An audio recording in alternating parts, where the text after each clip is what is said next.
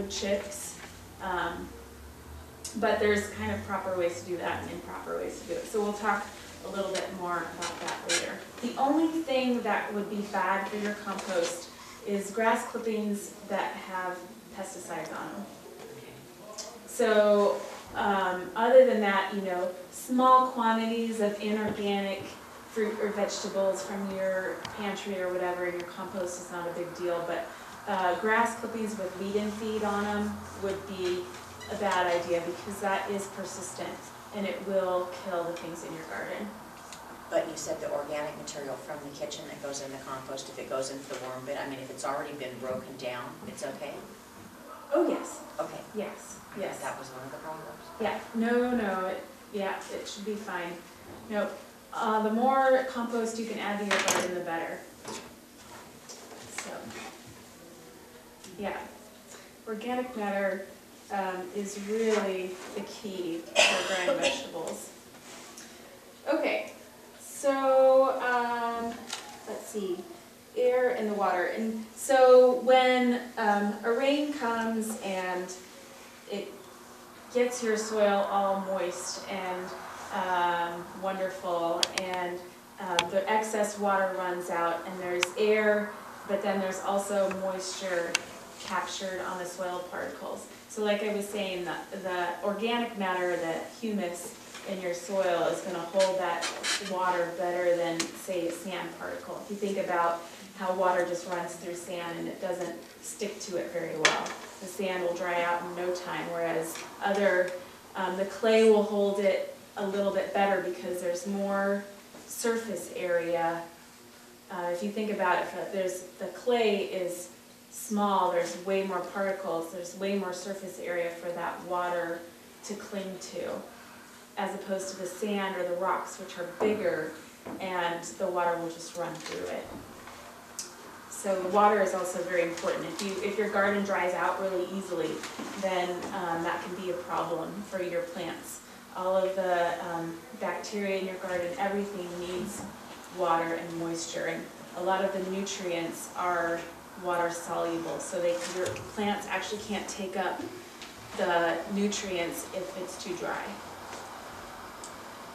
Okay, so I wanted to talk a little bit about soil tests, and this is going to get a little bit technical, so just so you're aware, I'm going to try to make it as easy and relevant as possible.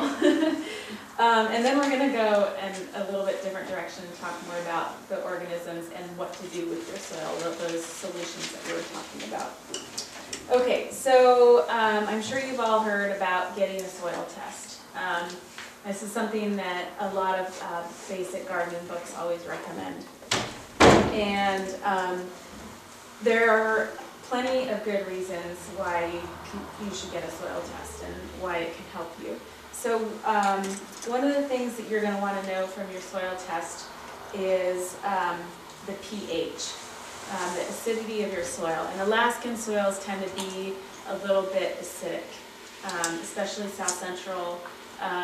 The soils tend to be acidic. So knowing that going into it, you're going to want to know kind of how acidic is it and how much lime, which is kind of the alkaline amendment that you can put on your garden, do you need to add. So the acidity is really important because a lot of the nutrients are not as available if your soil is too acidic. So they might be there in the soil, but they're not available to your plants. So this is one of the main reasons why we want to correct that acidity. It also affects microbial processes and plant growth. So a lot of plants just don't do as well under more acidic conditions. So you actually want a pH that's slightly acidic. So 7, it goes from 0 to 14, 7 is right in the middle. So you want something that's 5.5 to 6.5 pH. And that's true for everything except for blueberries and azaleas, I believe. Which like it slightly more acidic. Okay. Nutrients.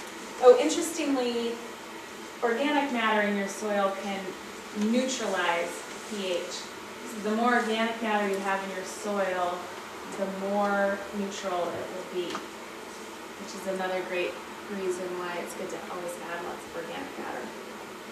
So does it actually go basic, or does it stay No. acidic? It neutralizes it. So if it's basic, it would bring it back to the middle. If it's acidic, it would bring it back towards the middle. So it's actually a really good thing. So 7 is basic? 7 is the middle. 14 is basic. 1 is acidic. Oh, okay. Yeah.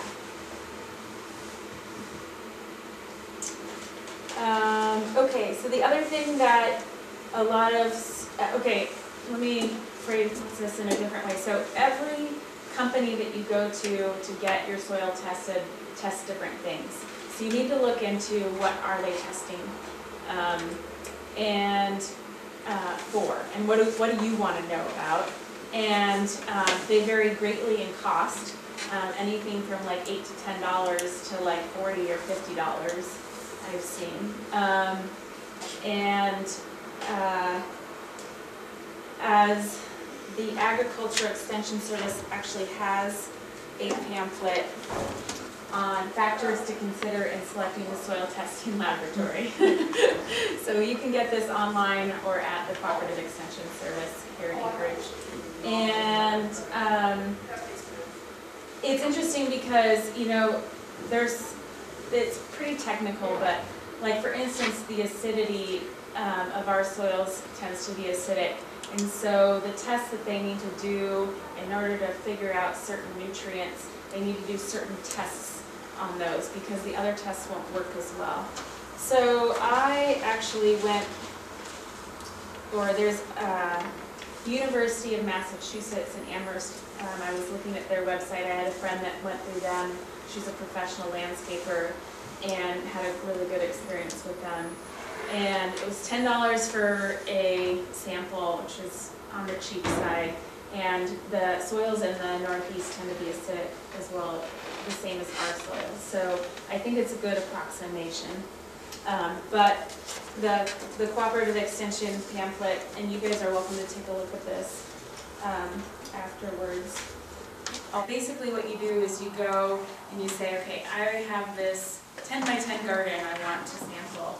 And I don't want to know what the pH is in this area because the pH over there might be different. So what you do is you take 5 or 6 samples and you dig 6 to 8 inches down, and you just take a little core sample and put it all in a clean bowl, and from about 5 or 6 different areas of your garden, mix it all together, and then put a cup of that into a bag, and then send that in.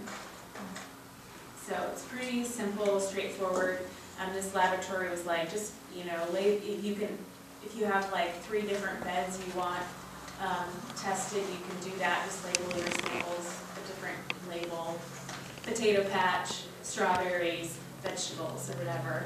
And then you send those 3 in, $30, tells you pH, the nutrients, lead, aluminum, cation exchange capacity, and % base saturation. So we'll go through the rest of those so that you guys know what all those are. Okay, and like I said, I was looking around at different places that offered soil samples, and I noticed that not all of them test for lead and aluminum. Many of them didn't give you the cation exchange capacity or the % base saturation. So I really like this University of Massachusetts one because it gave you all of this information. It was a lot. So the different nutrients that they might test for. Nitrogen is one of the main nutrients for plants. We